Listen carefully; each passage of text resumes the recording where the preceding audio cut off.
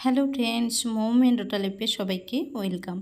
আশা করি আপনারা ভালো আছেন ও সুস্থ আছেন। এখন হচ্ছে ইলিশের সিজন।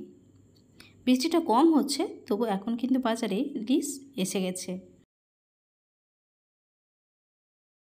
মাছটাকে কেটে আমি ধুয়ে নিয়েছি। তারপর দিয়ে দিচ্ছি লবণ, হলুদ আর দিয়ে দেবো সর্ষে তেল। সর্ষে তেলটা দিলে কিন্তু এই মাখানোটা ভালো হয়, তাই আমি সর্ষে তেলটা দিলাম।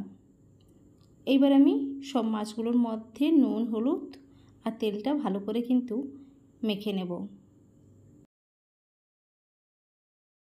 এখানে আমি একটা মিক্সার ব্লেন্ডার নিয়েছি। এর মধ্যে দিয়ে দিলাম সাদা সর্ষে আর কালো সর্ষে। সাদা সর্ষে আর কালো সর্ষেটাকে ভালো করে ধুয়ে নিয়েছি। এরপর দিয়ে দেবো এর মধ্যে 3টে কাঁচা লঙ্কা আর দেবো সামান্য একটু জল দিয়ে মিক্সার ব্লেন্ড করে নেব।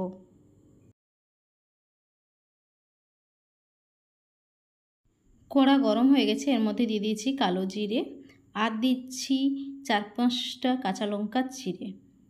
দেব হলুদ গুঁড়ো, লঙ্কার গুঁড়ো আর দেব লবণ, পরিমাণ মতো লবণ দিয়ে একটু খুন্তি দিয়ে একটু নেড়ে চেড়ে নেব। আর এই সময় কিন্তু আমি গ্যাসটা লো ফ্লেমে রেখেছি। এরপর আমি এর মধ্যে দিয়ে দেব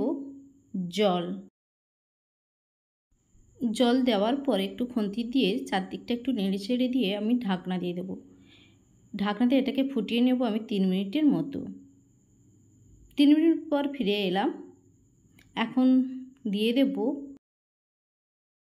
সাদা সর্ষে, কালো সর্ষে, কাঁচা লঙ্কা যে পেস্টটা বানিয়েছিলাম ওইটা দিয়ে দিলাম। দেওয়ার পর কিন্তু ভালো করে একটু নেড়ে চেড়ে দেব।